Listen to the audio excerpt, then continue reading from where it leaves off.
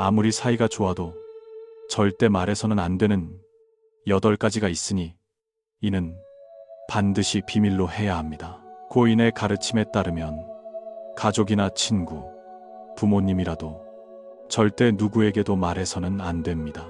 단 한 번의 말실수로 신뢰와 행복, 그리고 자신의 운까지 잃을 수 있기 때문입니다. 인생은 거창한 사건 때문에 무너지는 것이 아니라 마땅히 비밀로 해야 할 것들을 무심코 드러냈기 때문에 무너지는 경우가 많습니다. 특히 7번째 항목은 말 몇 마디로 인해 부부관계를 파탄내고 가정을 깨뜨리며 이별하게 만들 수도 있는 중요한 내용입니다. 지금부터 들려드릴 이야기는 고상한 철학이 아니라 수많은 실제 이야기에서 얻은 교훈이며 정신 차리고 살아야 할 사람들이 놀랄만한 이야기들입니다. 오늘날 우리는 너무나 바쁜 세상에서 일과 생계, 그리고 가족의 짐을 지고 살아가고 있습니다. 그렇기 때문에 제가 공유하려는 이 이야기들은 잠시 멈춰서서 귀를 기울일 가치가 충분합니다. 이 말들은 한 번 듣고 이해하기 쉽지 않으므로 시간을 들여 곰곰이 생각하고 음미해야 합니다. 가능하다면 운전할 때나 요리할 때 또는 잠들기 전에 여러 번 반복해서 들어 한 구절 한 구절이 뼈에 사무치도록 하십시오. 이 내용을 저장하고 가족과 공유하여 신중하고 지혜롭게 사는 법을 함께 배우십시오. 단 몇 달 안에 이 내용을 실천할 수 있다면 당신의 사고방식과 기운이 완전히 바뀌어 훨씬 더 침착하고 현명하며 맑은 사람이 될 것이라 확신합니다. 첫 번째, 당신 주머니 속에 있는 돈에 대한 이야기입니다. 세상에는 사람의 마음을 가장 빠르게 변하게 만드는 2가지가 있으니 바로 권력과 돈입니다. 가진 것이 없을 때는 소박하고 진실하게 살지만 손에 재물이 들어오면 마음이 흔들리고 변하기 마련입니다. 돈으로 많은 것을 살 수 있지만 동시에 모든 것을 파괴할 수도 있으며 가장 굳건해 보이던 관계조차 무너뜨릴 수 있습니다. 그래서 옛사람들은 부와 귀함은 밖으로 드러내지 말아야 한다고 가르쳤습니다. 돈이 있다는 것을 남에게 알리는 순간 절대 그러지 마십시오. 다른 사람이 당신 주머니에 돈이 있다는 것을 알게 되면 당신을 바라보는 눈빛이 예전과 달라질 것입니다. 옛날 어느 작은 마을에 가난하지만 행복하게 사는 대장장이 노인이 있었습니다. 그의 가게는 낡았고 도구 몇 개와 나무 탁자, 그리고 수십 년을 함께한 자사호, 주전자 하나가 전부였습니다. 매일 사람들은 가게 앞을 지나며 화로 옆에 조용히 앉아 차를 따르고 조금씩 마시며 미소 짓는 노인을 보았습니다. 그의 삶은 단순하고 넉넉하지 않았지만 평화로웠습니다.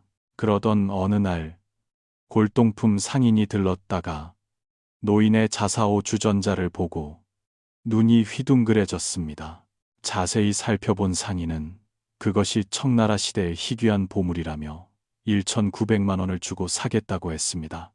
그 돈은 늙은 대장장이에게 전 재산이나 다름없었습니다. 노인은 깜짝 놀랐지만 조용히 고개를 저으며 조상 대대로 물려받은 물건이라 3대째 일을 할 때마다 차를 마시는 데 썼으니 팔 수 없다고 했습니다. 하지만 그날 이후로 노인은 잠을 이룰 수 없었습니다. 눈을 감을 때마다 골동품 상인과 1,900만 원이라는 숫자가 머릿속에 맴돌았습니다.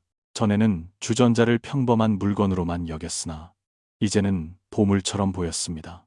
밤중에 작은 소리만 들려도 벌떡 일어나 주전자가 그대로 있는지 확인해야 했습니다. 재앙은 마을 사람들이 노인이 비싼 골동품을 가지고 있다는 소문을 들으면서 시작되었습니다. 사람들이 몰려와 구경하고 안부를 묻는 척 돈을 빌려달라 하거나 질투를 드러내는 사람도 있었습니다. 심지어 자식들조차 그 재산을 어떻게 나눌지 다투기 시작했습니다. 평화롭던 집은 갑자기 무겁고 계산적인 곳으로 변해버렸습니다. 견디다 못한 노인은 골동품 상인이 3,800만 원을 들고 다시 찾아왔을 때 다른 결정을 내렸습니다. 이웃들이 보는 앞에서 노인은 망치를 들어 자사오 주전자를 산산조각 내버렸습니다. 마을 사람들은 경악했습니다. 그들은 노인이 진짜 주전자는 이미 상인에게 몰래 팔았고 부순 것은 가짜였다는 사실을 몰랐습니다. 노인은 노후 자금을 챙기면서 사람들의 탐욕도 잠재웠습니다. 이 이야기는 많은 사람에게 깊은 생각할 거리를 줍니다. 노인이 망치를 들었을 때 깬 것은 주전자뿐만 아니라 유혹과 탐욕, 그리고 그의 평화로운 삶을 갉아먹던 따가운 시선들이었습니다. 그 깨어있는 정신 덕분에 노인은 100살까지 장수하며 행복하게 살았습니다.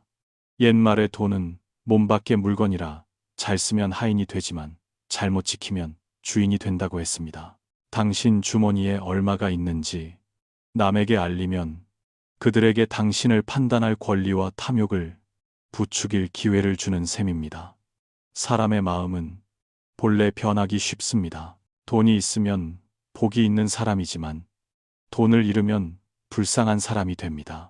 돈 때문에 얼마나 많은 좋은 관계가 깨졌는지 모릅니다. 형제간의 불화, 친구의 배신, 부부간의 의심이 모든 것이 이익이라는 두 글자에서 시작됩니다. 사람들은 당신에게 돈이 있다는 것을 모를 때 진심으로 대화합니다. 하지만 당신이 넉넉하다는 것을 알게 되면 계산을 시작하고 정을 핑계로 돈을 빌리려 하며 거절하면 냉정하고 무정하다며 비난합니다. 옛말에 부유해도 교만하지 않고 가난해도 도를 즐긴다는 말이 있습니다. 즉 부자일 때 자랑하지 않고 가난할 때도 도리를 지키는 것이 군자의 품격입니다. 현명한 사람은 자신의 재정 상태를 남에게 다 알리지 않습니다. 그들은 침묵할 줄 알고 비밀을 지킬 줄 압니다. 돈은 양날의 검이라 드러내면 해를 입기 쉽고 감추면 평안을 얻기 때문입니다. 오늘날과 같은 세상에서 이것은 더욱더 맞는 말입니다. 소셜 미디어가 모든 것을 전시하는 곳이 되면서 사람들은 어디를 가고 무엇을 먹고 무엇을 가졌는지 자랑하기를 좋아합니다. 하지만 자랑할수록 화를 부르기 쉽습니다. 사기꾼이 찾아올 수 있고 질투하는 사람이 험담할 수 있으며 친척들이 시기할 수도 있습니다. 심지어 무심코 한돈 자랑 때문에 가정의 행복에 금이 갈 수도 있습니다. 그러므로 주머니 속의 돈은 아무리 친한 사이라도 절대 말해서는 안 되는 첫 번째 비밀입니다. 자신의 돈에 대해 적게 말할수록 그들의 삶은 더 평온해집니다. 비밀을 지킬 줄 알 때 당신은 재물뿐만 아니라 마음의 평화도 지키는 것입니다. 고인의 가르침처럼 만족할 줄 아는 사람이 가장 부유한 사람입니다. 얼마나 많은 돈을 가졌느냐가 행복을 결정하는 것이 아니라 가진 것에 만족할 줄 알고 마음이 흔들리지 않도록 비밀을 지키며 타인의 시선에 휘둘리지 않고 소박하게 사는 것이 중요합니다. 돈은 편안함을 줄 수 있지만 오직 침묵만이 평안을 지킬 수 있습니다. 그리고 때로는 가장 소중한 것은 소유한 물건에 있는 것이 아니라 사람들의 탐욕으로부터 그것을 지키는 방식에 있습니다. 두 번째, 당신의 연애사입니다. 인생에는 말해서는 안 되는 이야기들이 있는데 그 중 하나가 바로 자신의 연애사입니다. 감정은 매우 깨지기 쉬워서 드러내고 이야기할수록 상처받기 쉽기 때문입니다. 사랑은 마음의 비밀이며 너무 많이 드러내면 제3자가 호기심이나 질투 섞인 판단의 눈길로 바라보게 됩니다. 옛말에 사랑은 마음에서 생겨나지만 말 때문에 사라진다고 했습니다. 잘못된 말 한마디, 지나친 공유는 순수했던 관계를 왜곡시키고 본래의 신성함을 잃게 할 수 있습니다. 옛날에 잊지 못할 사랑의 아픔을 안고 사는 한 남자가 있었습니다. 그는 한 여인을 너무나 깊이 사랑해서 세월이 흘러도 그 모습이 마음속에 깊이 새겨져 있었습니다. 그는 만나는 사람마다 그녀 이야기를 했고 누구에게나 있는 방법을 물었습니다. 어느 날 높은 산에 사랑 때문에 괴로워하는 영혼을 구제하는 유명한 대사가 있다는 소문을 듣고 먼 길을 찾아갔습니다. 대사를 만난 그는 즉시 마음속의 모든 것을 털어놓았습니다. 지나간 사랑 추억들, 나눴던 말들, 그리고 옛 상처들까지 모두 이야기했습니다. 대사는 눈을 감고 처음부터 끝까지 조용히 듣기만 할 뿐 끼어들거나 조언하지 않았습니다. 그가 말을 멈추자 대사는 살며시 눈을 뜨고 동자승에게 차를 가져오라 했습니다. 그러고는 작은 병을 꺼내며 말했습니다. 이 안에는 모든 근심을 잊게 해주는 물이 들어있어 마시면 아무것도 기억하지 못하게 될 것입니다. 드시겠습니까? 남자는 물병을 바라보며 한참을 망설이다 물었습니다. 정말 마시면 다 잊게 됩니까? 대사가 미소 지으며 답했습니다. 슬픔과 기쁨, 만남과 헤어짐은 모두 일시적인 감정입니다. 영원히 좋은 것도 없고 영원히 나쁜 것도 없습니다. 잊어야 할 것은 잊는 법을 배우십시오. 남자는 그 말을 듣고 손을 저으며 말했습니다. 아니요, 저는 모든 것을 잊고 싶지는 않습니다. 단 한 사람만 잊고 싶을 뿐입니다. 대사는 그를 보며 여전히 온화한 미소를 지었습니다. 대사는 동자승에게 물었습니다. 너는 경전을 배운 지 얼마나 되었느냐? 동자승이 답했습니다. 스승님, 저는 매일 게을리하지 않고 배우고 있습니다. 대사가 다시 물었습니다. 그럼 너는 경전을 어떻게 기억하느냐? 동자승이 답했습니다. 많이 읽고 많이 생각하니 자연스럽게 기억합니다. 대사가 고개를 끄덕이며 물었습니다. 만약 내가 내게 그 경전을 잊으라 한다면 어떻게 하겠느냐? 동자승은 잠시 생각하더니 말했습니다.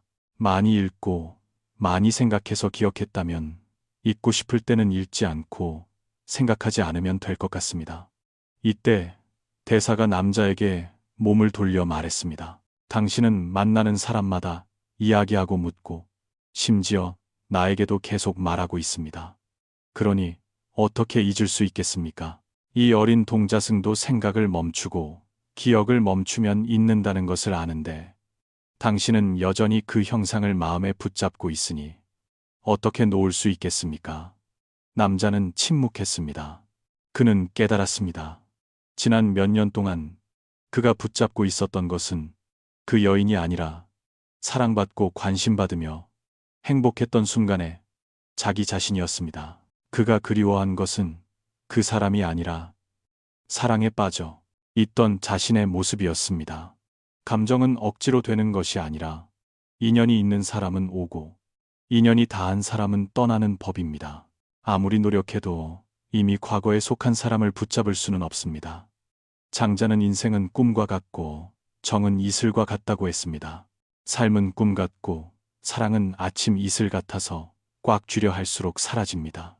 사랑할 때 인간은 맹목적이 되어 진심만 있으면 운명을 바꿀 수 있다고 믿기 쉽습니다. 하지만 현실에서 감정은 일방적인 노력에 달려 있는 것이 아니라 서로를 향한 두 마음에 달려 있습니다. 상대방이 더 이상 공감하지 않는다면 집착할수록 자신만 괴로울 뿐입니다.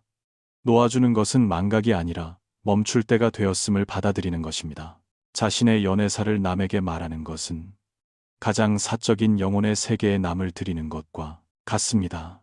아무도 당신의 아픔을 진정으로 이해할 수 없으며 그들은 그저 보고 논평하고 자신들의 방식대로 판단할 뿐입니다.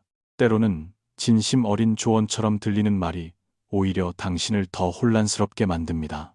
겉으로는 공감하는 척하지만 속으로는 당신이 약해진 모습을 보고 미소 짓는 사람도 있습니다. 그러니 현명한 사람은 침묵을 선택하고 그 아픔을 혼자 간직하며 시간이 상처를 치유하도록 둡니다.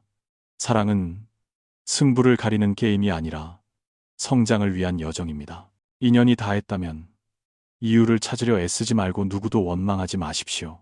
그 사람이 당신의 삶에 나타나 사랑을 알게 하고 아픔을 알게 하고 놓아주는 법을 가르쳐 주었음에 감사하십시오. 마음이 충분히 고요해지면 모든 만남에는 각기 다른 의미가 있음을 알게 될 것입니다. 머물기 위해 오는 사람도 있고 무상함에 대한 교훈을 주기 위해 오는 사람도 있습니다. 노자는 손을 놓으면 모든 것을 얻는다고 했습니다. 놓아줄 때 비로소 새로운 것을 받아들일 수 있기 때문입니다. 죽은 기억을 꽉 쥐고 있다면 현재의 행복을 잡을 손이 남지 않습니다. 그래서 연애사는 절대 누구에게도 말해서는 안 되는 두 번째 비밀입니다. 너무 많이 공유하면 듣는 사람이 당신을 잊게 돕기는커녕 무심코 상처를 더 깊게 만들 수 있기 때문입니다. 사랑은 마음속에만 써내려가야 할 이야기이며 증인도 필요 없고 심판도 필요 없습니다. 마음을 보호하기 위해 비밀을 지키십시오. 그래야 진정으로 평온해졌을 때 온 마음을 다해 사랑했고, 이제는 나 자신을 위해 살 때임을 깨닫고 미소 지으며 되돌아볼 수 있습니다. 세 번째, 당신의 약점과 사생활의 비밀입니다.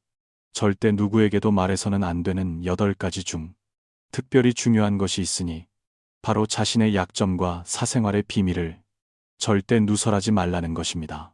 그것은 인생에서 당신을 보호하는 방패이자 상처와 안전 자유와 통제 사이의 경계선이기 때문입니다.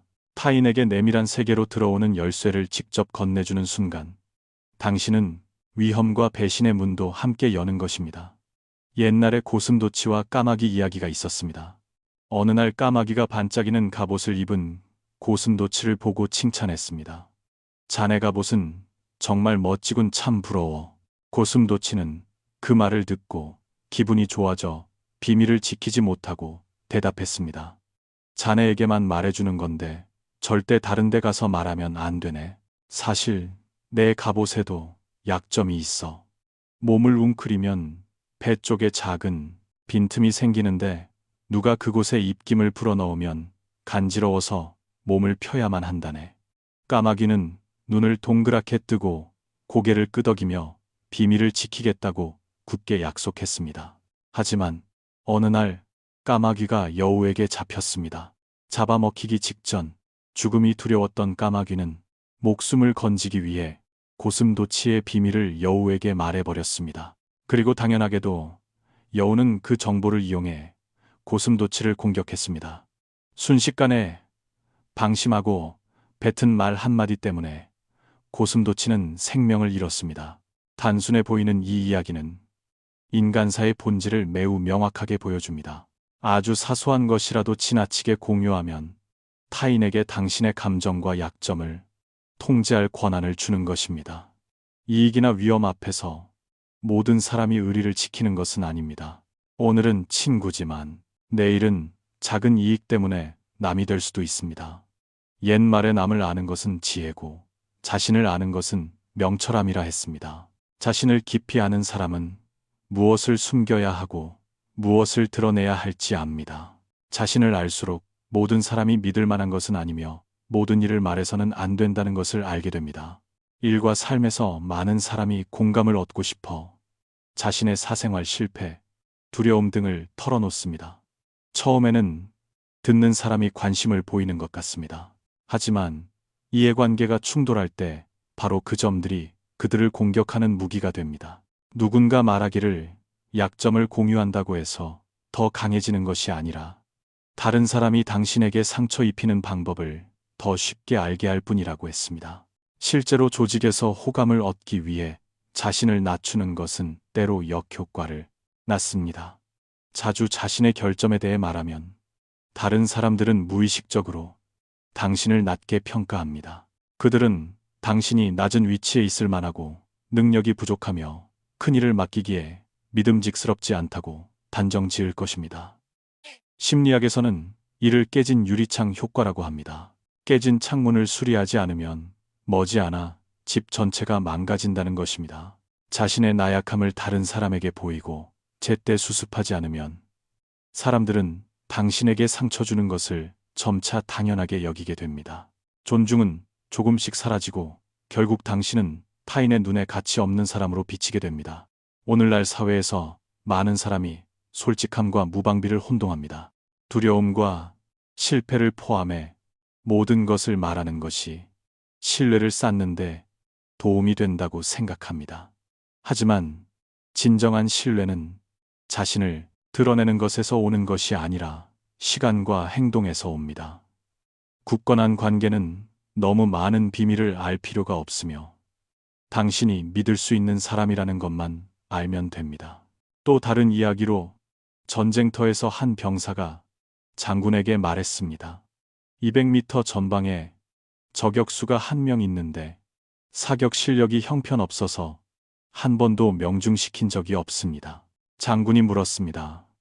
그런데 왜 그를 제거하지 않는가? 병사가 대답했습니다. 장군님 농담하십니까? 그를 죽이면 더 실력 좋은 저격수가 그 자리를 대신할지도 모릅니다. 때로는 적의 약점을 알고 침묵하는 것이 지혜입니다. 이 말에는 깊은 도리가 담겨 있습니다. 인생에서 타인의 약점은 파악해야 하지만 자신의 약점은 절대 남이 알아채게 해서는 안 됩니다. 간파당하는 순간 약세에 놓이기 때문입니다. 직장에서 당신이 무엇을 두려워하고 어떤 기술이 부족한지 남들이 알게 되면 그들은 그것을 이용해 당신을 수동적인 위치로 몰아넣을 수 있습니다. 인간관계에서 당신이 상처받기 쉽다는 것을 알게 되면 상대방은 고이든 아니든 죄책감 없이 당신을 아프게 할 수 있습니다. 공자는 군자는 말은 적게 하되 내뱉은 말은 신중해야 한다고 가르쳤습니다. 현명한 사람은 침묵으로 자신을 보호할 줄 압니다. 그들은 말을 많이 하지 않고 사적인 이야기를 하지 않는데 비밀이 곧 힘이라는 것을 알기 때문입니다. 말을 적게 할수록 상처받기 어렵습니다. 내면을 잘 숨길수록 평안을 얻기 쉽습니다. 그러므로 약점과 사생활의 비밀은 아무리 친한 사람이라도 절대 공유해서는 안 되는 세 번째 항목입니다. 때 맞춰 침묵하는 법을 배우고 마음속에 담아둘 것을 가려내십시오. 침묵은 두려움이 아니라 일종의 지혜이며 깊은 자존감입니다. 옛 이야기의 고슴도치처럼 자신의 부드러운 배를 잘 감출 줄 안다면 변동이 심한 세상에서도 안전하게 살 수 있습니다. 하지만 쉽게 약점을 드러낸다면 미풍에도 쓰러질 수 있습니다. 비밀을 지키고 마음을 지키는 것. 그것이 인생에서 가장 높은 단계의 지혜입니다.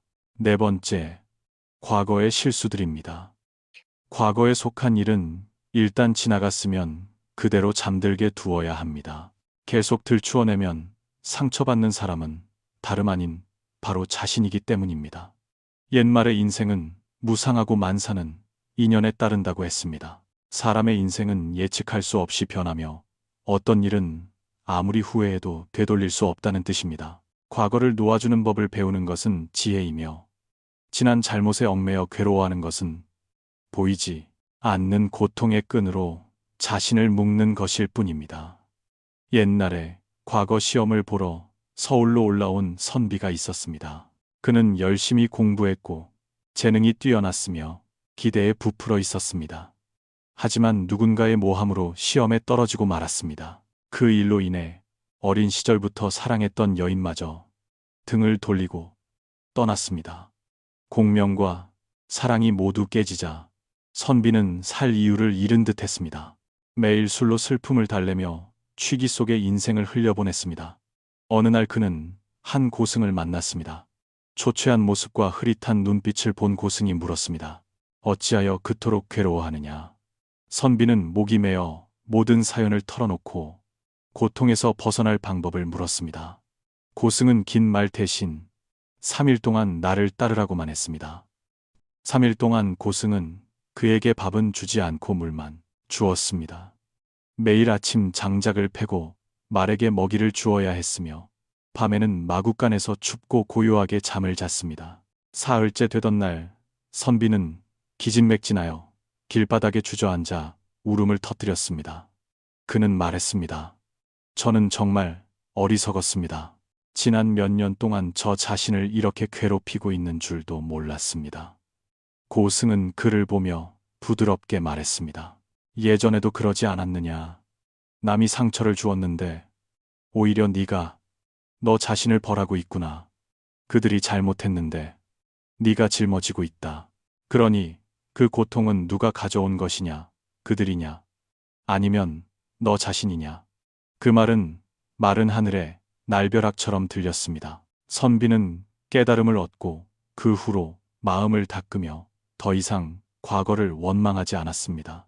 사람은 실패해서 죽는 것이 아니라 과거를 내려놓지 못해서 죽는다는 것을 이해했습니다. 살다 보면 누구나 실수를 하고 상처를 입으며 잊고 싶지만 잊지 못하는 일들이 있습니다. 하지만 다시 언급할수록 고통은 깊어집니다. 현자인 장자는 지나간 것은 머무르게 하지 말고 시간은 되돌릴 수 없다고 했습니다.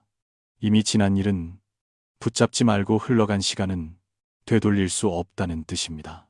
후회 속에 자신을 가둔다면 존재하지 않는 것을 위해 소중한 현재를 낭비하는 셈입니다. 아담 스미스는 이 세상에서 누구도 타인의 고통을 진정으로 공감할 수 없다고 썼습니다. 정말 그렇습니다. 당신이 눈물 속에 쓰러져도 남들은 동정의 눈빛으로 바라볼 뿐 당신을 대신해 견뎌줄 수는 없습니다. 가장 마음 약해지는 순간 오직 당신만이 자신을 구할 수 있습니다. 당신이 웃으면 세상이 함께 웃을 것입니다. 하지만 당신이 울면 당신 혼자 눈물을 흘리게 됩니다. 숲속의 작은 원숭이 이야기와 같습니다. 먹이를 찾다가 나뭇가지에 긁혀 살이 찢어졌습니다. 아파서 여기저기 다니며 상처를 보여주고 위로를 구했습니다. 보는 이마다 반응이 달랐는데 어떤 이는 불쌍해했고 어떤 이는 비웃었습니다. 원숭이가 상처를 보여줄수록 상처는 덧나 피가 멈추지 않았고 결국 심한 감염으로 목숨을 잃을 뻔했습니다. 처음부터 조용히 상처를 치료하고 낫게 두었다면 진작 건강해졌을 것입니다. 사람도 마찬가지입니다. 옛 고통에 대해 많이 말할수록 마음의 상처는 흉터 없이 아물기 어렵습니다. 작가 모촘은 온 세상이 당신의 고통에 관심이 있을 거라 착각하지 말라고 했습니다. 사실 20%는 전혀 관심이 없고 80%는 속으로 웃고 있을지도 모른다고 했습니다. 냉정하게 들릴지 모르지만 그것이 현실입니다. 누구나 각자의 고민이 있고 남의 슬픈 이야기에 영원히 머물러 줄 인내심은 없습니다. 사실 인간은 스스로 치유하는 법을 배울 때 비로소 성장합니다. 고통을 더 이상 털어놓지 않을 때 내면의 힘을 되찾기 시작합니다. 과거를 다시 언급할 때마다 아문 상처를 다시 찢는 셈입니다.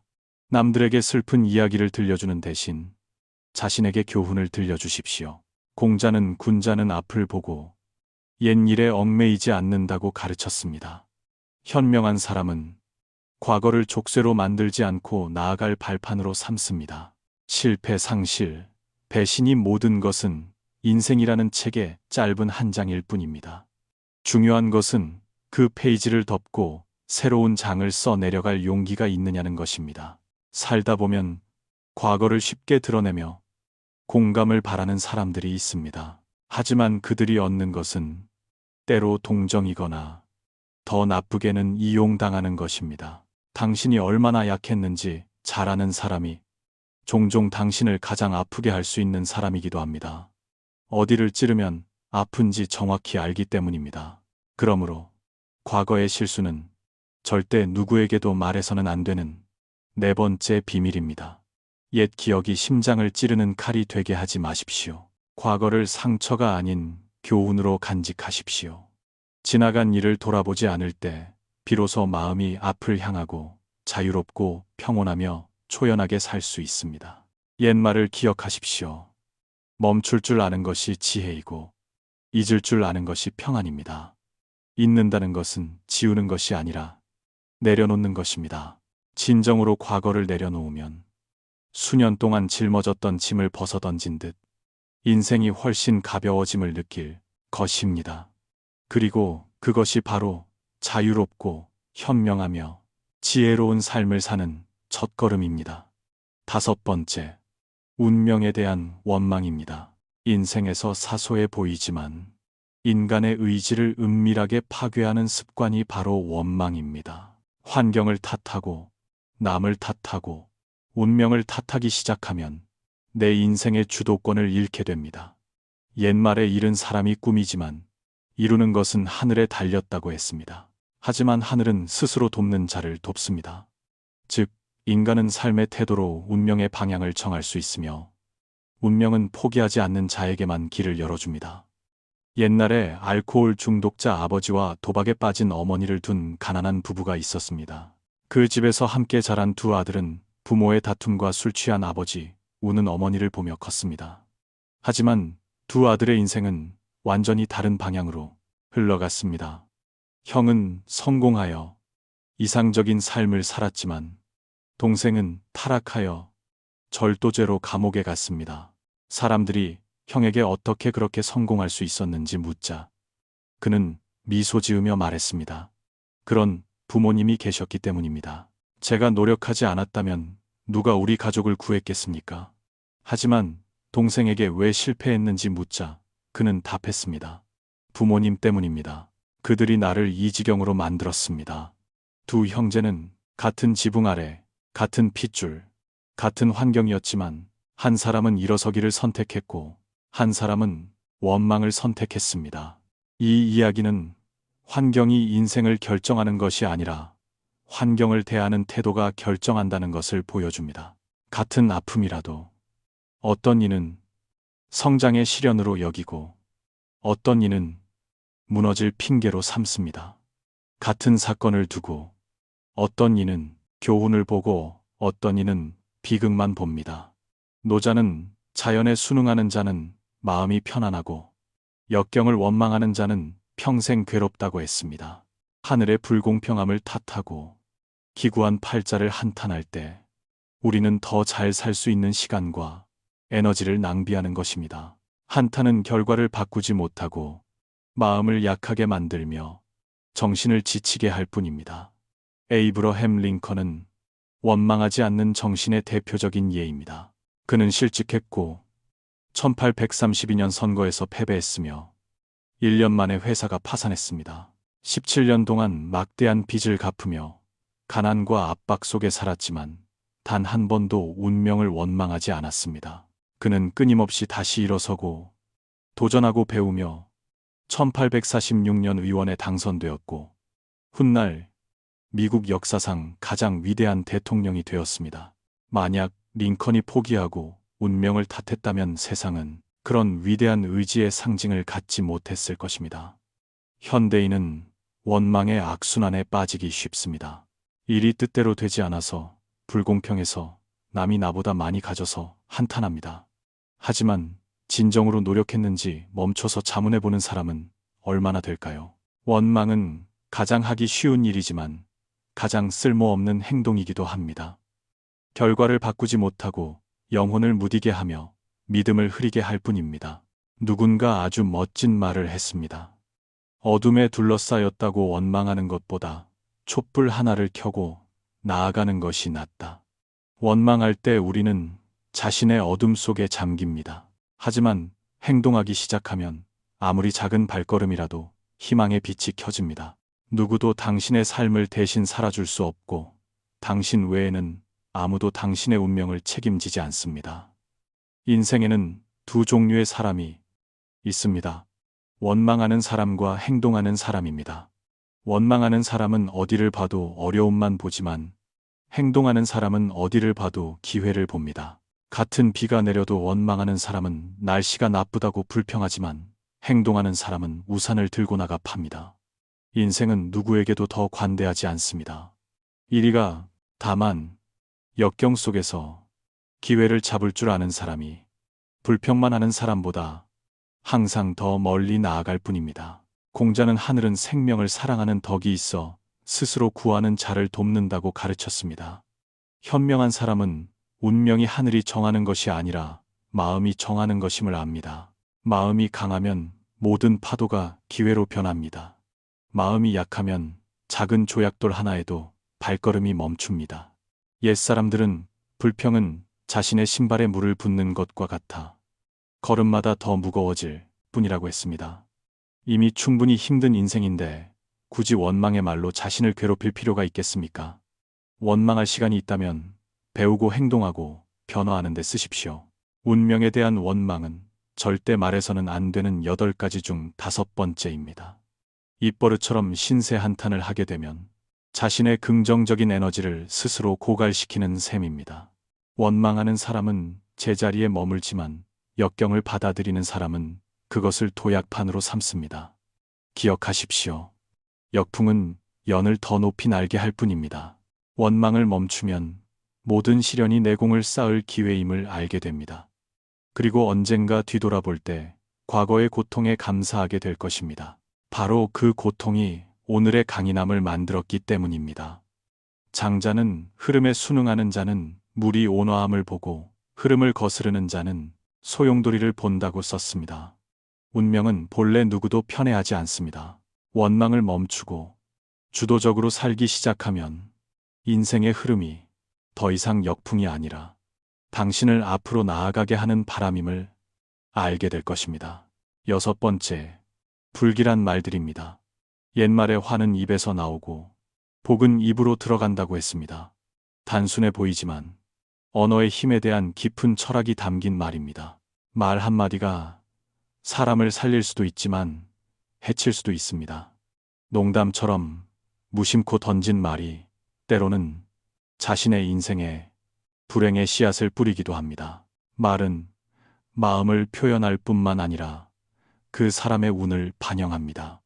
부정적인 말을 자주 하면 운명 또한 그 말들의 어두운 그림자에 덮이게 됩니다. 소셜미디어에 많이 공유된 이야기가 있습니다. 쌍둥이를 임신한 여성이 있었는데 기뻐해야 할 일임에도 두 아이를 낳으면 귀찮고 어떻게 키울지 모르겠다며 자주 불평했습니다.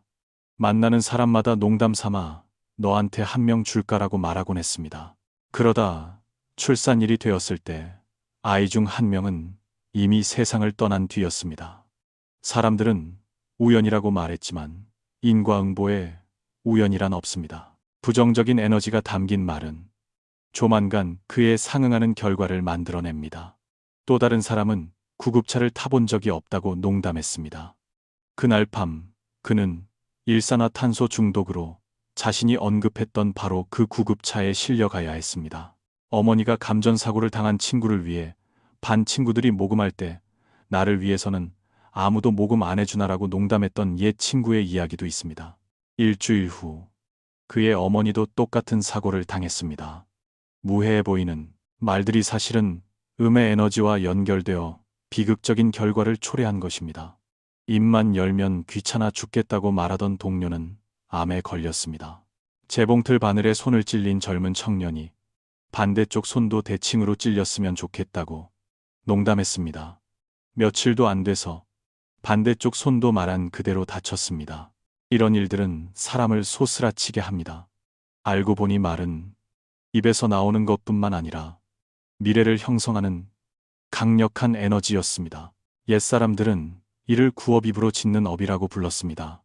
모든 말에는 에너지가 있어 선을 쌓으면 복이 생기고 악담하면 화를 부릅니다. 논어에서 공자는 군자는 말에 신중해야 한다고 가르쳤습니다. 말 한마디가 길흉을 정할 수 있기 때문입니다. 불길한 말을 내뱉는 것은 고이든 아니든 우주에 나쁜 씨앗을 심는 것과 같습니다. 그 씨앗이 싹트면 결과는 결국 그것을 낳은 곳, 바로 우리 자신에게 돌아옵니다.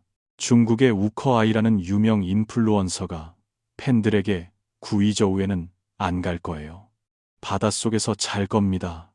라고 답한 적이 있습니다. 얼마 후 그는 교통사고로 사망했고 시신은 물밑에서 발견되었습니다. 농담 같았던 말이 결국 무섭게 적중했습니다. 그래서 옛사람들은 말은 마음에서 나온다고 충고했습니다. 마음이 불안하면 말도 불길해집니다.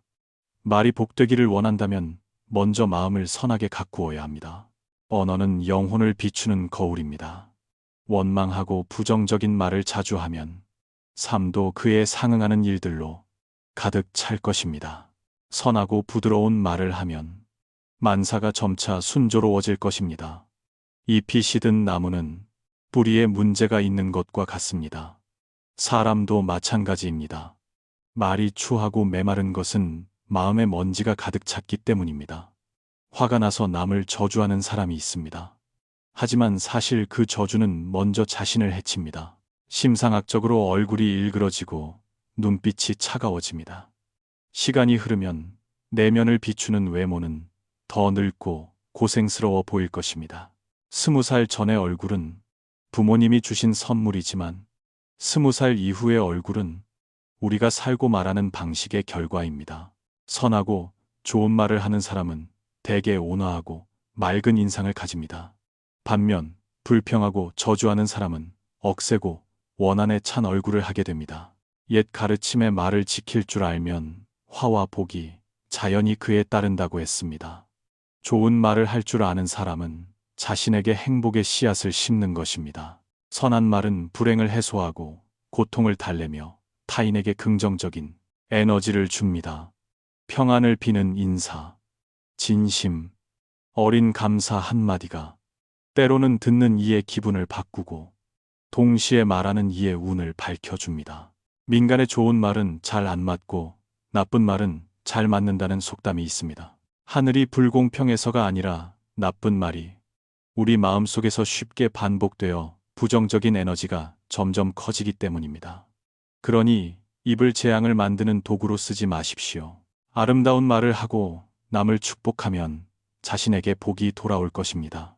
현명한 사람은 말하는 것은 씨를 뿌리는 것이고 듣는 것은 거두는 것임을 압니다. 한마디 한마디를 소중히 여길 때 우리는 고인들이 칭송했던 가장 고귀한 덕목 중 하나인 정구입을 맑게 함을 수양하는 것입니다.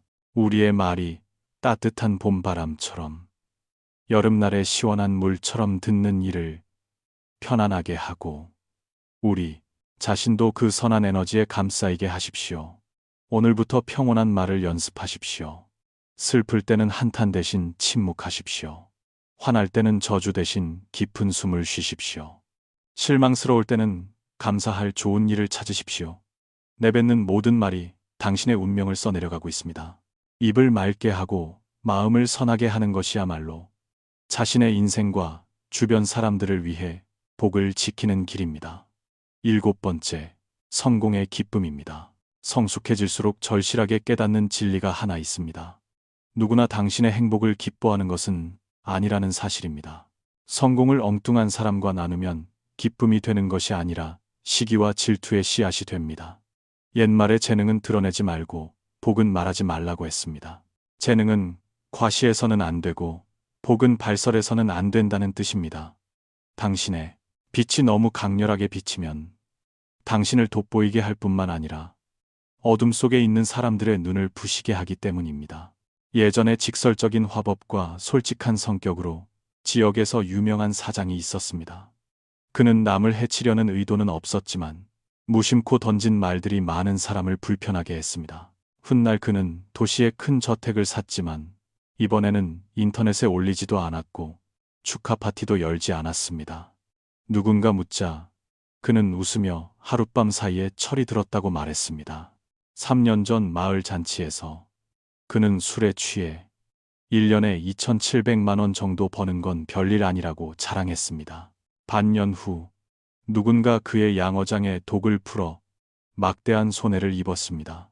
그때부터 그는 재앙이 때로는 하늘이 아니라 사람의 마음에서 온다는 것을 깨달았습니다.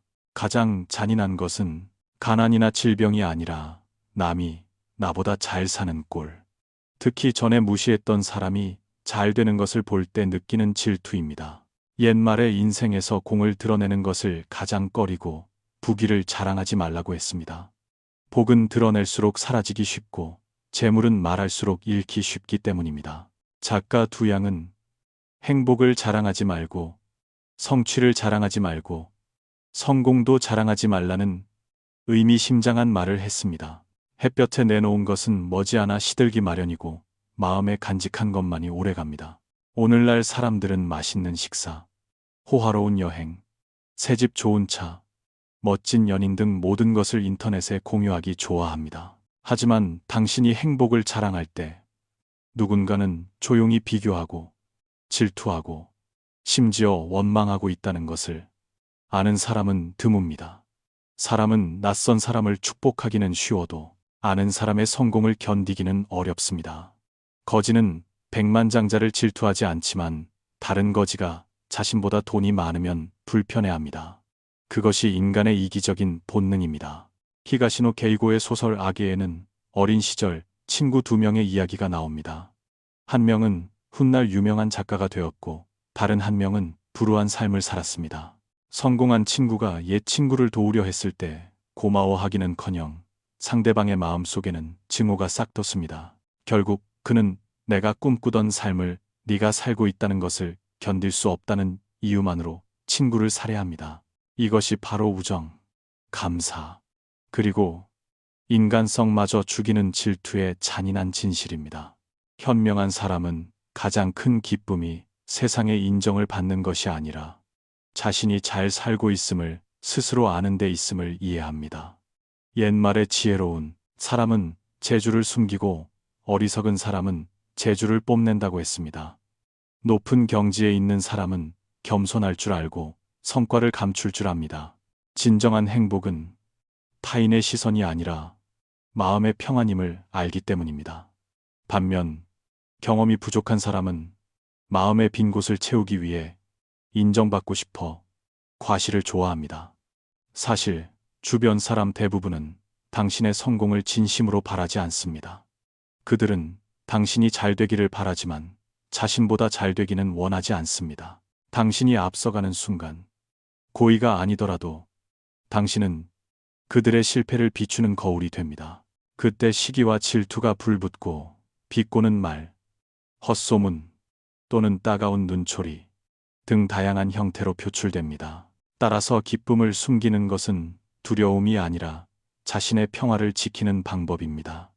공자는 군자는 어울리되 동화되지 않고 소인은 동화되되 어울리지 못한다고 했습니다. 군자는 조화를 이루지만 과시할 필요가 없고 소인은 겉으로는 친한 척하지만 속으로는 질투를 품습니다. 그러므로 진정으로 지혜로운 사람은 자랑 대신 침묵을 선택하고 행복을 과시하는 대신 숨길 줄 압니다. 영화 천도에는 곱씹어 볼 만한 대사가 나옵니다. 사람은 두 가지를 비밀로 하는 법을 배워야 하는데 하나는 속마음이고 다른 하나는 능력이다. 말하는 순간 둘 다 상처받기 쉽기 때문이다. 당신이 기쁨을 이야기할 때 누군가는 속으로 축하하겠지만 다른 많은 사람은 가식적인 미소로 질투를 감출 것입니다. 그리고 당신이 능력을 말할 때 누군가는 존경하겠지만 누군가는 당신을 깎아내릴 방법을 찾을 것입니다. 그러므로 성공의 기쁨은 절대 말해서는 안 되는 8가지 중 7번째입니다. 자랑하는 말 대신 결과가 스스로 말하게 하십시오. 진흙 속에서 향기를 뿜는 연꽃처럼 조용하지만 화려하게 사십시오. 과시하지 않아도 사람들은 존경할 것입니다. 장자는 지혜로운 사람은 물처럼 신을 숨겨 움직여도 드러나지 않고 고요하여 다투지 않는다고 썼습니다. 진정으로 지혜로운 사람은 물처럼 부드럽고 겸손하지만 무한한 힘을 가지고 있다는 뜻입니다. 많이 얻을수록 더 고요해져야 합니다. 성공할수록 자신을 지키는 법을 배워야 합니다. 기쁨을 감추고 평정심을 유지할 줄 알 때 세상의 질투, 어린 시선을 피할 뿐만 아니라 복을 보전하여 인생을 더욱 평안하고 굳건하게 만들 수 있습니다. 8번째, 집안일입니다. 절대 말해서는 안 되는 8가지 중 마지막은 바로 가족사입니다. 집은 상처받았을 때 돌아갈 수 있는 유일한 곳이지만 말로 인해 외부인이 침입하면 가장 상처받기 쉬운 곳이기도 합니다. 옛말에 가와만사성이라 하여 집안이 화목해야 바깥 일도 잘 풀린다고 했습니다. 하지만 집안일을 여기저기 말하고 다니면 무심코 한 말이라도 구설수를 집안으로 들이는 꼴이 됩니다. 한 네티즌이 30대 여성 동료의 이야기를 한 적이 있습니다. 그녀는 회사에 갓 입사하여 성격이 온화하고 예의 발라 많은 사람에게 사랑받았습니다. 그런데 대화 도중 한 동료에게 자신이 이혼했으며 현재 15살 연상의 남자와 동거 중이라고 털어놓았습니다. 그녀는 그 동료가 비밀을 지켜줄 것이라 믿었지만 얼마 지나지 않아 회사 전체에 소문이 퍼졌습니다. 그때부터 수군거리는 소리가 들리고 조롱하고 비하하는 사람도 생겼으며 심지어 상사는 그녀의 업무 능력을 의심하기 시작했습니다. 압박을 견디지 못한 그녀는 자신이 무엇을 잘못했는지 이해하지 못한 채 사직서를 냈습니다. 그녀의 실수는 이혼한 것이 아니라 믿을 수 없는 사람에게 사적인 이야기를 한 것이었습니다.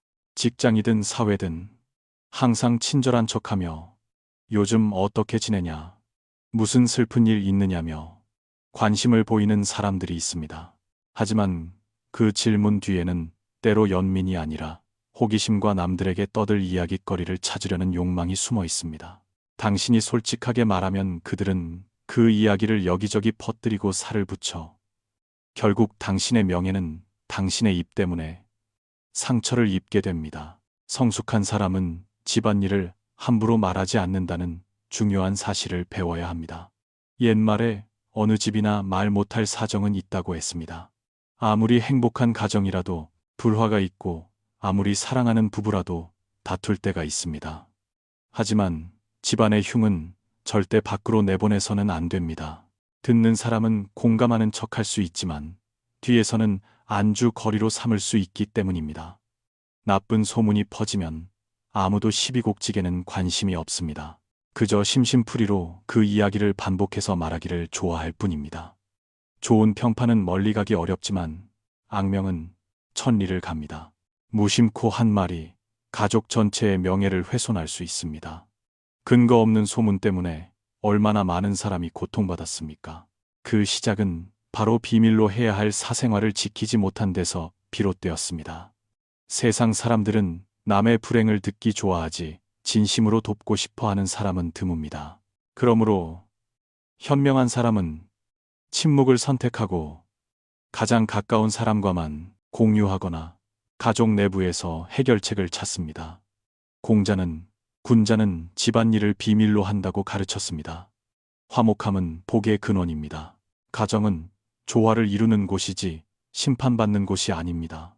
갈등이 생기면 공감을 얻으려 여기저기 말하는 대신 마주 앉아 대화하고 경청하는 쪽을 택하십시오. 모든 문제는 대화로 해결될 수 있지 밖에다 말한다고 해결되지 않습니다. 남들은 당신을 도울 수 없고 이야기를 더 복잡하게 만들 뿐입니다. 그리고 당신은 말할 때마다 가정의 존엄성을 잃어버려 더 큰 공허함을 느끼게 될 것입니다. 한 심리학자는 중요한 것은 무슨 일이 일어났느냐가 아니라 당사자의 느낌이라고 말했습니다. 진정으로 가족을 사랑한다면 타인 앞에서 그들의 이미지를 보호하는 길을 선택하십시오. 완벽한 가족은 없지만 사랑하고 용서할 줄 아는 가족은 있다는 것을 기억하십시오. 바로 그 포용력이 행복을 오래 유지하는 바탕입니다. 또한 가정의 가장 좋은 풍수는 집의 위치나 문의 방향이 아니라 가족 구성원이 서로를 대하는 방식에 있다는 것을 잊지 마십시오. 집안에서 서로 존중하고 경청하며 사생활을 지켜줄 때 가도 가정의 도리가 평안해지고 복이 오래갑니다. 옛말에 비밀을 지킬 줄 아는 사람이 도리를 지킬 줄 아는 사람이라고 했습니다.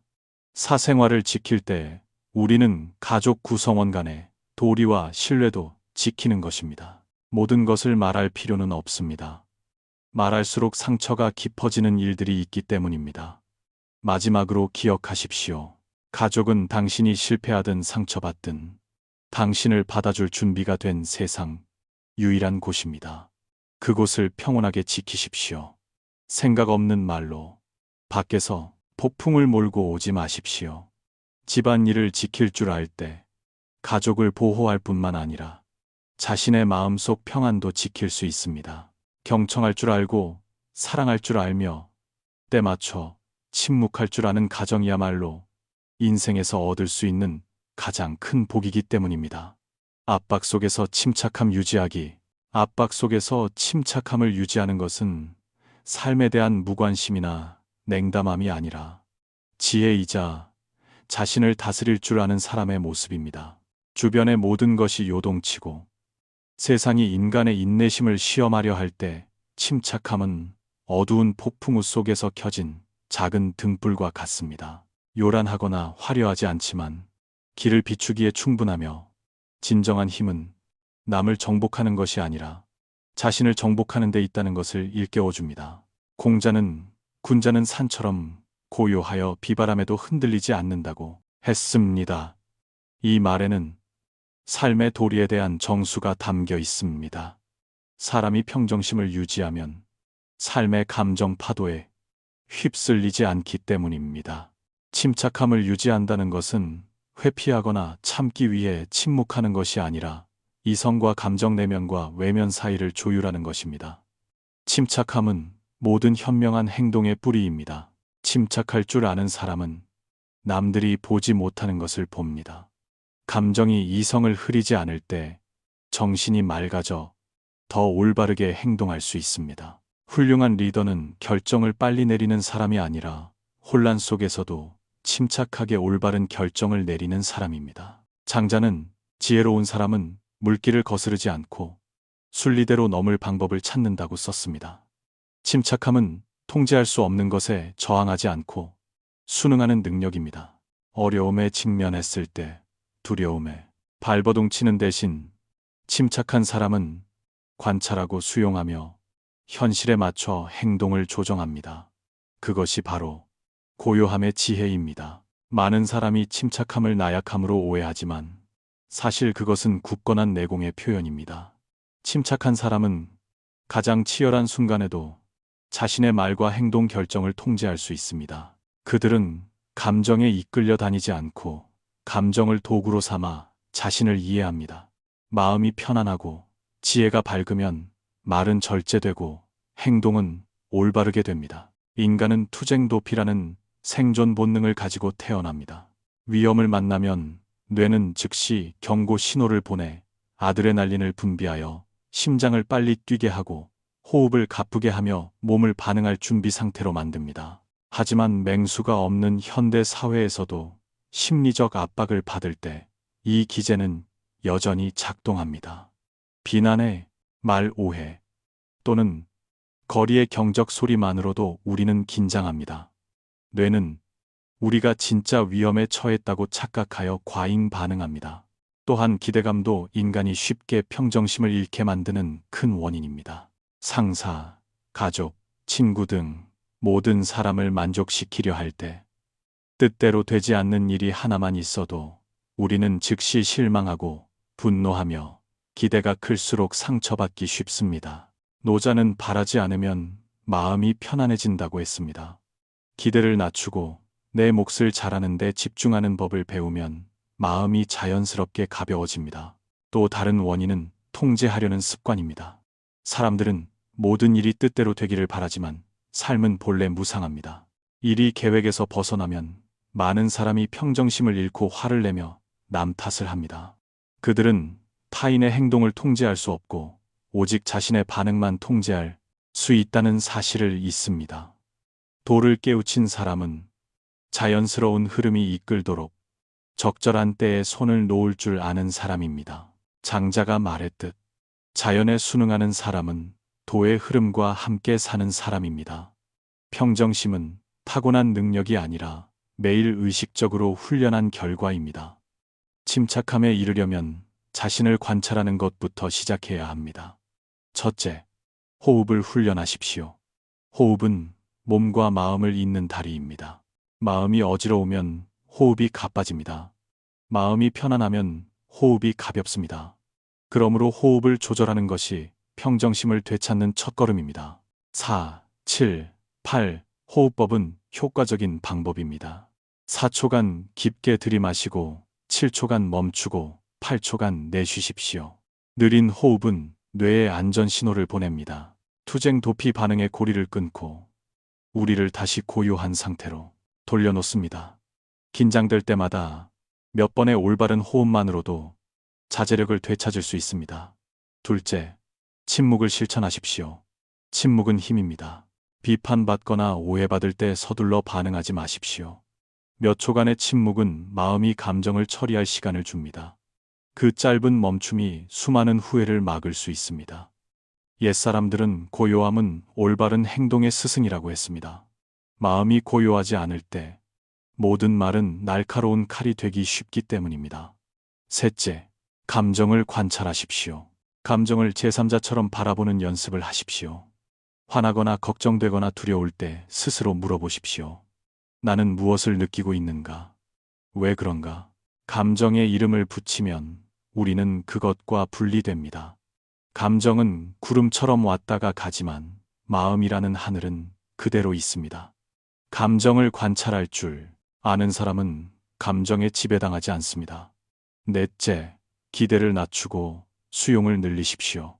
세상은 내 뜻대로 돌아가지 않습니다. 그것을 인정하면 실망도 줄고 조급함도 줍니다. 모든 일이 완벽하기를 바라는 대신 사소한 것에 감사하는 연습을 하십시오. 감사할 때 마음이 편안해집니다.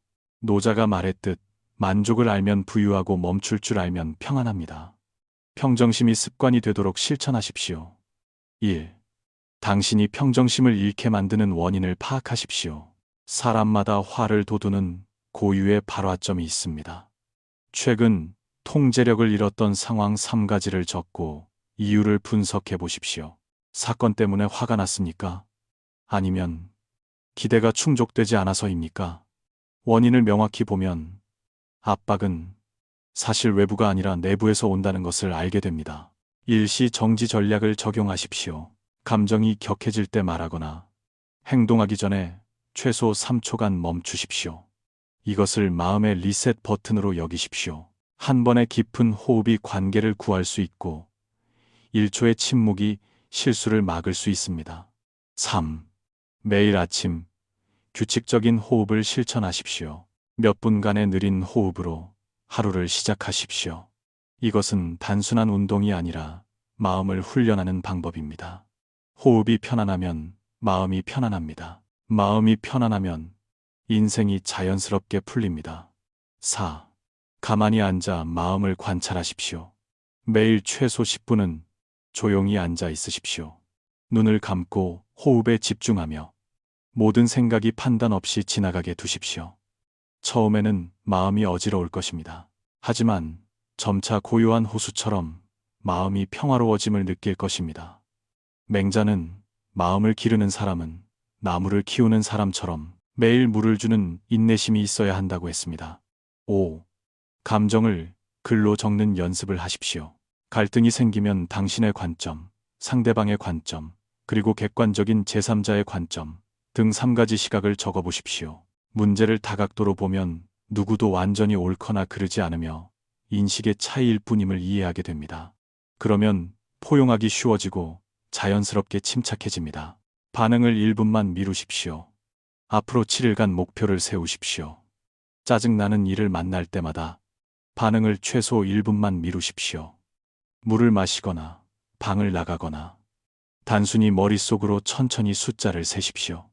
이 1분은 짧아 보이지만 결과 전체를 바꿀 수 있습니다. 첫 순간을 통제하면 반응 전체를 통제할 수 있습니다. 평정심을 유지하면 실수를 피할 수 있을 뿐만 아니라 지혜의 문도 열립니다. 감정에 가려지지 않을 때 사건의 진상을 볼 수 있습니다. 침착한 사람은 모든 일에는 원인과 결과가 있음을 이해합니다. 시간이 옳은 것을 보여줄 것이기에 당장 반응할 필요가 없습니다. 증국번은 큰 일을 만나도 마음이 어지럽지 않은 것이 배짱이고 모욕을 당해도 화내지 않는 것이 큰 지혜라고 했습니다. 바로 그 침착함 덕분에 그는 정치 인생의 수많은 고난을 극복했습니다. 인생을 겪을수록 분노는 복을 태우는 불이라는 것을 알게 됩니다. 오직 침착함만이 복을 지키고 자신을 지키는 방법입니다. 도덕경에서 노자는 고요함은 움직임의 근본이고 편안함은 변화의 주인이라고 썼습니다. 마음의 평안을 유지하면 외부의 어떤 변동도 우리를 괴롭힐 수 없습니다. 인생은 강물과 같아서 흐르는 물을 막을 수는 없고 수영하는 법을 배울 수 있을 뿐입니다. 침착함은 요동치는 인생의 흐름 속에 떠있게 해주는 기술입니다. 평정심을 유지하는 사람은 자신을 이긴 승리자입니다. 맹목적으로 반응하지 않을 때 우리는 지혜에 따라 행동하기를 선택합니다. 남들이 통제력을 잃을 때 우리는 굳건합니다. 그것은 우리를 강하게 만들 뿐만 아니라 주변 사람들에게도 평온한 에너지를 퍼뜨립니다. 노자는 남을 이기는 자는 힘이 센 것이고 자신을 이기는 자는 강한 것이라고 했습니다. 평정심을 유지하는 것이 바로 자신을 이기는 것이며 마음속에 휘몰아치는 감정의 파도를 이기는 것입니다. 화내는 대신 침착할 때마다 그것은 작은 승리입니다. 하지만 여러 번 반복하면 그것은 실력이 됩니다. 또한 침착함은 내면의 품격을 비추는 거울입니다. 침착한 사람은 타인에게 신뢰감을 줍니다. 직장에서는 존경받는 리더가 됩니다. 가정에서는 든든한 버팀목이 됩니다. 사회에서는 휩쓸리지 않고 조화를 이루는 사람이 됩니다. 압박 속에서 침착함을 유지하는 것은 단지 편안하게 살기 위해서가 아니라 깊이 있게 살기 위해서입니다. 환경에 지배당하지 않을 때 우리는 비로소 자유롭게 삽니다. 자유는 모든 것을 통제하는 데서 오는 것이 아니라 모든 것을 통제할 필요가 없음을 이해하는 데서 옵니다. 평정심을 유지하는 것은 지혜롭게 사는 사람의 예술입니다. 그것은 매일의 인식과 인내 훈련을 필요로 합니다. 인생은 본래 큰 바다와 같아 파도가 멈추지 않습니다. 치일 내린 배처럼 마음을 굳건히 지키는 사람만이 휩쓸리지 않습니다. 기억하십시오. 침착함을 유지할 때마다 당신은 마음의 복의 씨앗을 심고 있는 것입니다. 깊은 호흡, 한 번은 내면의 자유로 다가가는 한 걸음입니다. 그리고 충동 대신 고요함을 선택하는 매 순간, 당신은 진정한 힘, 즉 자신을 다스리는 사람의 힘을 기르고 있는 것입니다. 고인이 말했듯 자신을 이기는 자가 가장 강한 자입니다. 침착함은 단순한 대처 기술이 아니라 지혜와 평온, 그리고 파도치는 세상에서 자유로운 삶으로 이르는 길입니다. 마음이 고요하면 모든 것이 밝아집니다. 마음이 편안하면 인생이 자연스럽게 순조로워집니다. 그리고 인간이 침착함의 기술을 배울 때 그들은 현명하고 행복하게 사는 가장 중요한 비결을 손에 넣은 것입니다. 움직이지 않는 마음으로 만 가지 움직임을 대하십시오. 광활한 우주에서 만물은 끊임없이 움직입니다. 강물은 흐르고 구름은 떠가고 바람은 불며 시간은 멈추지 않는 우주의 시계처럼 조용히 흘러갑니다. 인간은 태어나고 자라고 늙어서 세상을 떠납니다. 모든 것이 그 운행 법칙 안에 있습니다. 끝없는 삶의 흐름 속에서 인간을 굳건하게 지탱해 줄 수 있는 유일한 것은 육체의 힘이 아니라 흔들리지 않는 마음으로만 가지 움직임을 마주할 줄 아는 고요한 내면의 힘입니다. 공자는 군자는 난세에도 마음의 평정을 지키고 가시밭길에서도 바른 도를 지킨다고 했습니다. 이 말은 소란스러운 세상 속에 살면서도 온갖 상황에 마음이 흔들리지 않게 하는 삶의 철학적 바탕이 됩니다. 마음이 흔들리면 방향을 잃기 때문입니다. 마음이 고요하면 모든 일의 본질을 꿰뚫어 봅니다. 외부 세계는 늘 변합니다. 매일 쏟아지는 정보와 사건, 기쁜 소식과 슬픈 소식이 뒤섞여 사람의 마음을 불안하게 만듭니다. 내면의 중심이 없는 사람은 폭풍 속에 풀잎처럼 바람 부는 대로 흔들릴 것입니다. 하지만 산처럼 굳건한 마음을 가진 사람은 비바람 속에서도 휩쓸리지 않고 서 있습니다. 장자는 마음이 더 이상 흔들리지 않을 때 만물이 절로 고요해진다고 했습니다. 진정한 고요함은 삶의 정지가 아니라 세상이 아무리 변해도 내면이 평온한 상태를 말합니다. 마음이 편안하면 모든 풍파는 인생이라는 호수 표면을 스치는 잔물결일 뿐입니다. 움직이지 않는 마음의 경지에 이른 사람은 무감각한 사람이 아니라 모든 변화의 본질을 명확히 아는 사람입니다. 그들은 기쁨과 슬픔, 어둠과 이름, 영광과 치욕이 일시적인 현상일 뿐 마음에 담아둘 가치가 없음을 압니다. 그것을 이해할 때 그들은 감정의 소용돌이에 휘말리지 않고 초연함과 명석함을 유지합니다. 옛 가르침의 고요함은 움직임의 뿌리이고 편안함은 혼란의 주인이라고 했습니다. 인생은 본래 흐르는 물처럼 늘 변하지만 사람의 마음이 깊지 않으면 희미한 형상만 비출 뿐입니다. 마음이 고요할 때 삶의 매 순간 진리를 비춰볼 수 있습니다. 평범한 일상의 소란 속에서도 평온한 사람은 판단하지 않고 관찰합니다. 그들은 어려움에서 도망치지 않고 고통을 회피하지 않으며 깨어있는 눈으로 똑바로 바라봅니다. 그들은 모든 변동이 교훈을 품고 있으며 모든 아픔이 성장의 기회임을 이해합니다. 맑은 호수를 들여다보면 하늘 전체가 보이지만 호수가 요동치면 형상이 일그러지는 것과 같습니다.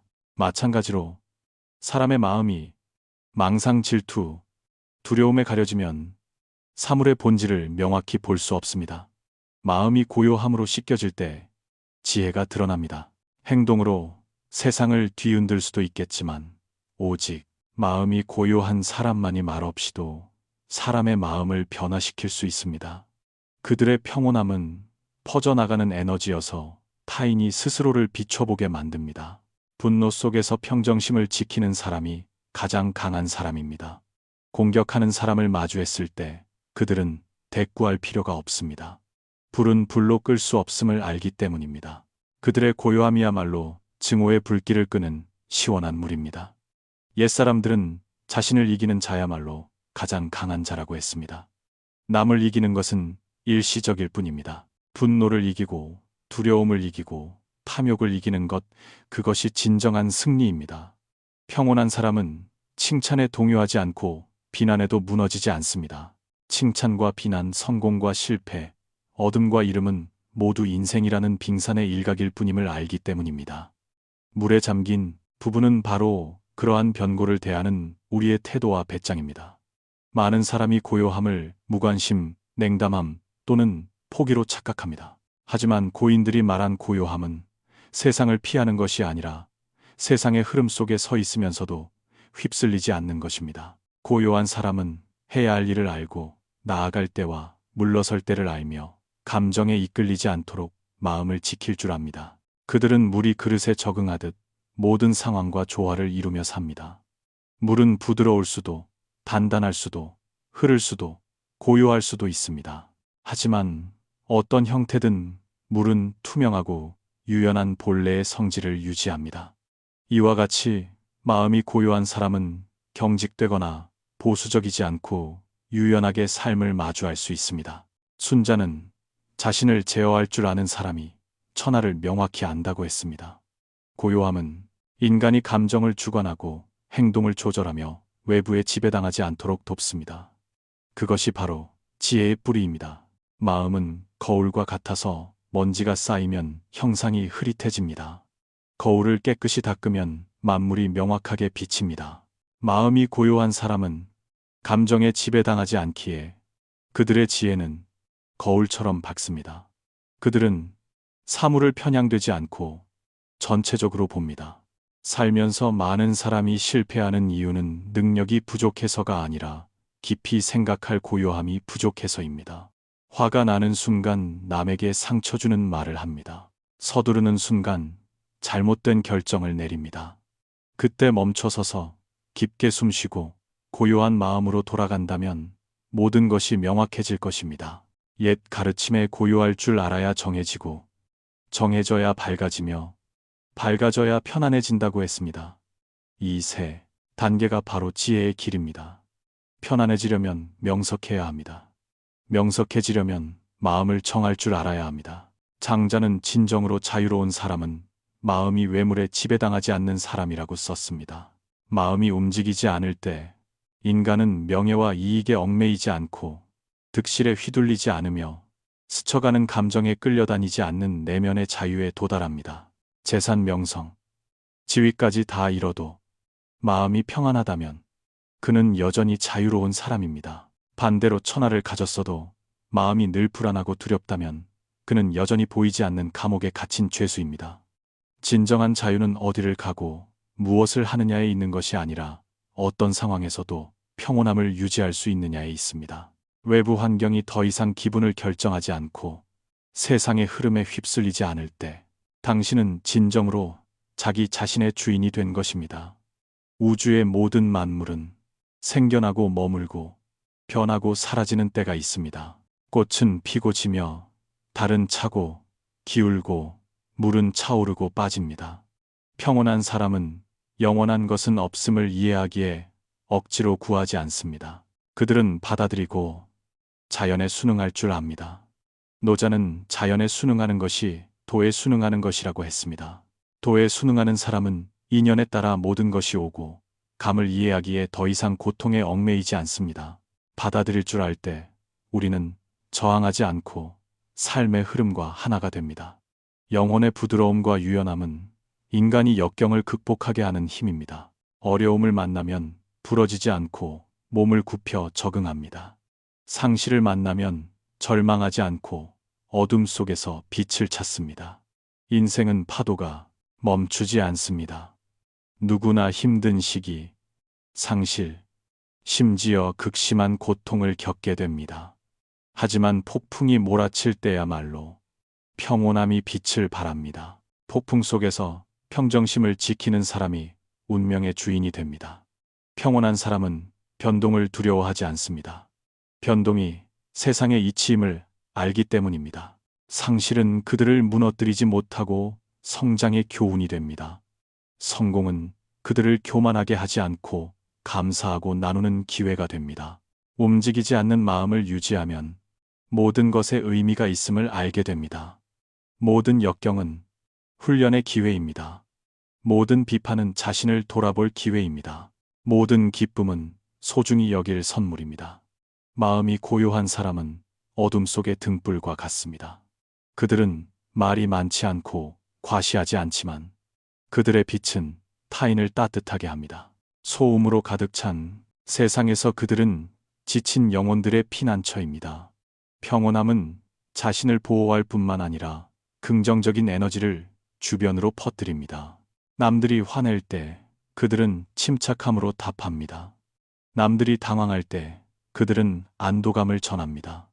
그것은 무력 없이도 사람의 마음을 굴복시키는 부드러운 권력입니다. 고인이 가르쳤듯 다투지 않고 이기며 말하지 않고 믿음을 얻으며 구하지 않고 얻는 것입니다. 고요한 사람은 모든 외부의 힘이 굳건한 내면에서 비롯됨을 이해하기에 그것을 얻습니다. 움직이지 않는 마음으로 만 가지 움직임을 마주하는 것이야말로 인간의 가장 높은 처세술입니다.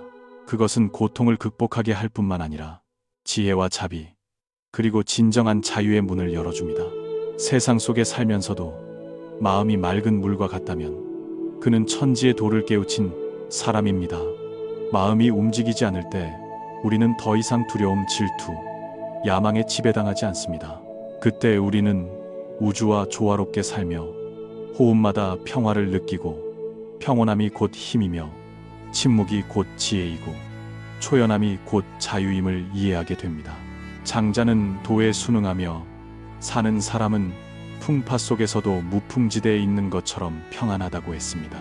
그 경지에 도달했을 때 세상의 모든 변동은 스쳐가는 바람일 뿐이며 우리 마음은 흐르는 강물 속에 우뚝 솟은 굳건한 산이 됩니다. 움직이지 않는 마음으로 만 가지 움직임을 마주하는 것, 그것은 단순한 철학이 아니라 자유와 지혜, 그리고 영원한 행복으로 우리를 이끄는 길입니다.